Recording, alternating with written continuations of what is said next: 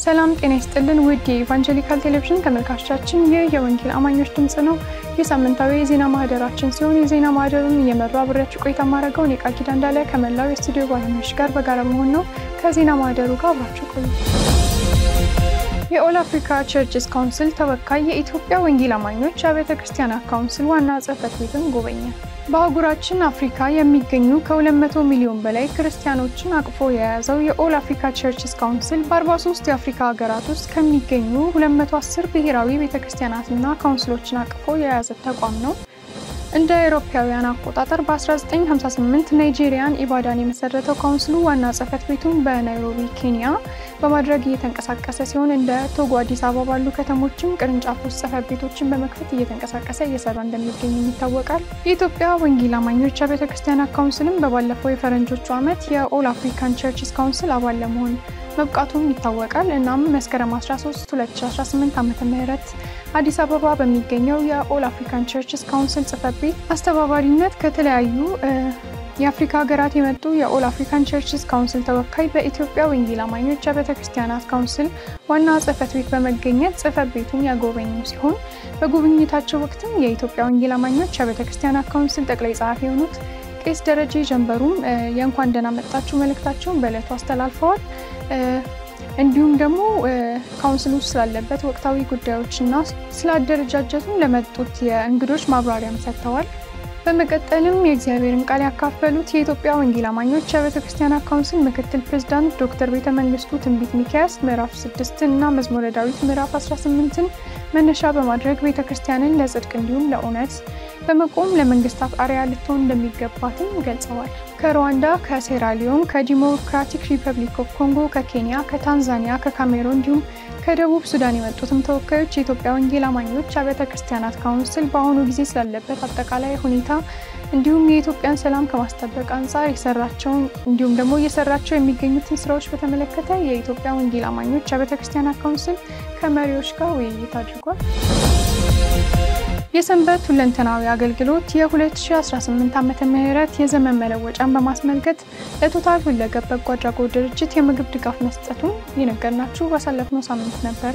እንግዲህ ተመልካቾቻችን የሰንበት ሁለንተናዊ አገልግሎት የ2018 ዓመተ ምህረት የአዲስ ዘመን መለወጫ በዓልን ምክንያት በማድረግ ባሳለፍነው ሳምንት ለቶታል ሁለገብ በጎ አድራጎት ድርጅት የምግብ የማዕድ ማጋራት አካሂዶ ነበረ።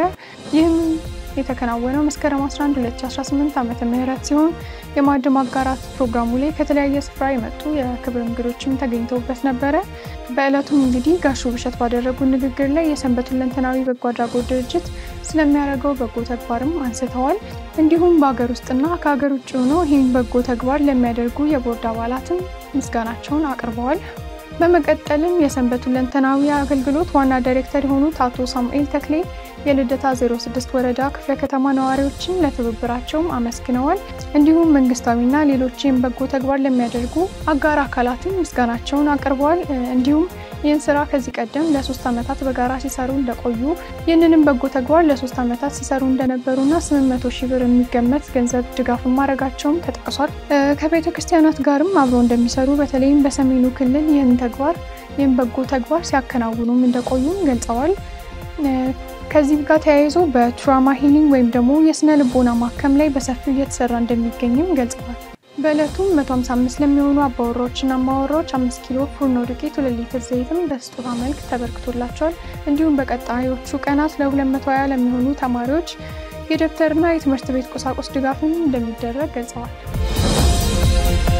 የደስደስ መልቲሚዲያ ከቂርቆስ ሚዲያና ከክርስቲያን ዜና የክረምት መሰረታዊ የጋዜጠኝነት ስልጠና ያጠናቀቁ ተማሪዎችን ማስመረቁን የነገርናችሁ ባሳለፍነው ሳምንት ነበረ። ከሐምሌ 5 እስከ ነሐሴ 28 2018 ዓመተ ምህረት 20 ለሚሆኑ ተማሪዎች በአዲስ አበባ ወንጌላዊት ቤተክርስቲያን መካነ ኢየሱስ ነው ስልጠናው የተካሄደው። እንዲሁም በስልጠናው ከጋዜጠኝነትም ባለፈ ክርስቲያናዊ ስብዕናን የተላበሱ ጋዜጠኞች እንዲሁም አገልጋዮችን ለማፍራት ያለመ መሆኑን ተነስቷል። የኢትዮጵያ ወንጌላውያን አብያተ ክርስቲያናት ህብረት ሚሽን እና ቴዎሎጂ መምሪያ ኃላፊ የሆኑት ፓስተር ደረጀ ታፈሰም ሰልጣኞቹን እንኳን ደስ አላችሁ በማለት መልእክታቸውን አስተላልፈዋል። እንዲሁም ይህንን ራዕይ በሙያቸው እያገለገሉና እያስተባበሩ ላሉት በሙሉ ምስጋናቸውን አቅርበዋል። ሰልጣኞቹን በተማራችሁበት መሰረት ወጣችሁ ፍሬን አፍሩ ብለው መልእክታቸውን አጋርተዋል። የስልጠናው አስተባባሪ የሆኑትም ወንድም ደመላሽ ዶላ በዓለም ሀገራት የቴዎሎጂና ማህበራዊ ሚዲያ ትስስር ገጾች ተጠቃሚ ቁጥር በርካታ መሆኑን አስመልክቶ ሚዲያና ጋዜጠኝነት ሙያ በወንጌል ተደራሽነት ዙሪያም ትልቅ አስተዋጽኦ እንዳላቸው ተናግረዋል። የኢትዮጵያ ሙሉ ወንጌል አማኞች ቤተክርስቲያን የቤተክርስቲያንና የወንጌል ስርጭት ክፍል ስልጠና ማካሄዱን የነገርናችሁ ባሳለፍነው ሳምንት ነበረ። ከመስከረም 8 እስከ 10 2018 ዓ.ም ለ3 ተከታታይ ቀናት በዱከም እንግዳ ማረፊያ በተካሄደው ስልጠና ላይ ከ15 ክልሎች የተውጣጡ 26 የወንጌል መልእክተኞች የተገኙበት ሲሆን የልማት ኮሚሽን ኮሚሽነር የሆኑት መጋቢ ብርሃኑ ታረቀኝ እንዲሁም ፓስተር ታረቀኝ ሁመታ በስፍራው በመገኘት የመጡትን እንግዶች በማስተዋወቅ ስልጠናውን አስጀምረዋል። በመቀጠልም አገልጋይ ጀርሚ መጋቢ አንዷለም ገሰሰ እንዲሁም መጋቢ መዝገቡ የተለያዩ ትምህርቶችን ሰጥተዋል። ርዕሶቹም ታላቁ ተልእኮ፣ መንፈሳዊ እድገትና ደቀ መዝሙር ማድረግ የሚል ስልጠናም ተካሂዷል። የቤተክርስቲያንና የወንጌል ስርጭት ክፍል አስተባባሪ የሆኑት መጋቢ ተስፋዬ ንጉሴ ስለ ዓላማው ሲናገሩ ሰልጣኞች አዲስ በመሆናቸው ስልጠናው ለህይወታቸው እንዲሁም ለአገልግሎታቸው በጣም አስፈላጊ መሆኑንና የተሰሩትን ስራ ሪፖርት እንዴት እንደሚቀርብም ግንዛቤ እንደተሰጣቸው ተገልጿል። በተለያየ ክልል የመጡ የወንጌል መልእክቶችም ስልጠናው ለቀጣይ ለሚኖራቸው አገልግሎት መነሳሳት እንደፈጠረላቸው የዝግጅት ክፍላችን ገልጸው ነበር። የኦል አፍሪካ ቸርችስ ካውንስል ከፍተኛ የሃይማኖት መሪዎች የሃይማኖት ተቋማት ጉባኤን የሥራ እንቅስቃሴያቸውን እንደጎበኙ የነገርናችሁ ባሳለፍነው ሳምንት ነበረ። የኦል አፍሪካ ቸርችስ ካውንስል ኤኤሲሲ አባል ቤተክርስቲያናት የዩናይትድ ሪሊጂየስ ኢኒሺዬቲቭ ከፍተኛ የሃይማኖት መሪዎች፣ የሥራ ኃላፊዎች እንዲሁም ባለሙያዎች የሃይማኖት ተቋማት ጉባኤን በመጎብኘት ከመሪዎች ጋር ተወያይተዋል። በጉብኝት መርሃ ግብሩ ላይ ከበርካታ የአፍሪካ ሀገሪቱ የተወከሉ አብያተ ክርስቲያናት እንዲሁም የካውንስሉ ከፍተኛ መሪዎች የተሳተፉበትም ሲሆን የደቡብ ሱዳን፣ የኬንያ፣ የታንዛኒያ፣ የሩዋንዳ፣ የቤኒን እንዲሁም የሌሎች በርካታ ሀገራት ከፍተኛ የሃይማኖት መሪዎች እንዲሁም የሥራ ኃላፊዎች በጉብኝቱ ላይ ተሳታፊ ሆነዋል። በዕለቱም ዳይሬክተር ሙሴ ኃይሉ የሚመራው የልዑካን ቡድን የአዲስ አበባ የሃይማኖት ተቋማት ጉባኤ ዋና ጸሐፊ መጋቢ ታምራት አበጋዝ በጽሕፈት ቤት ተቀብለው አስጎብኝተዋል። በመሰረተ ክርስቶስ ቤተክርስቲያን የወጣቶች አገልግሎት ማኑዋል ላይ ስልጠና መሰጠቱን የነገርናችሁ ባሳለፍነው ሳምንት ነበረ።